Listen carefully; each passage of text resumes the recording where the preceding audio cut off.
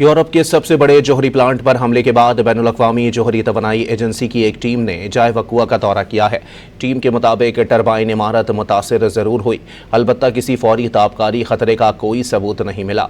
रूस की सरकारी जौहरी कंपनी रोसाटोम ने दावा किया है कि यूक्रेनी ड्रोन ने ZNPP के टरबाइन जजीरे को निशाना बनाया था। ये पावर प्लांट यूरोप की सबसे बड़ी जौहरी बिजली पैदा करने वाली तंसीबात में से एक है, जिस पर मार्च 2022 से रूस का कब्जा है।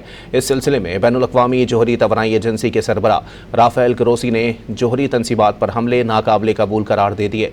उन्होंने जौहरी हादसात से बचने के लिए हमले फौरी तौर पर बंद करने का मुतालबा कर दिया। यूरोप के सबसे बड़े जौहरी प्लांट पर हमले के बाद बैनुल-अक़वामी जौहरी तवानाई एजेंसी की एक टीम ने जाए वक़ुआ का दौरा किया है। टीम के मुताबिक टरबाइन इमारत मुतासिर ज़रूर हुई, अलबत्ता किसी फौरी ताबकारी ख़तरे का कोई सबूत नहीं मिला।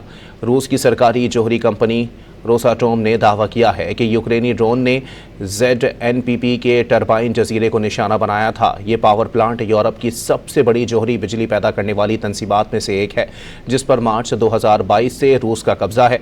इस सिलसिले में बैनुल-अक़वामी जौहरी तवानाई एजेंसी के सरबरा राफेल ग्रोसी ने जौहरी तंसीबात पर हमले नाकाबिले कबूल करार दे दिए। उन्होंने जौहरी हादसात से बचने के लिए हमले फौरी तौर पर बंद करने का मुतालबा कर दिया।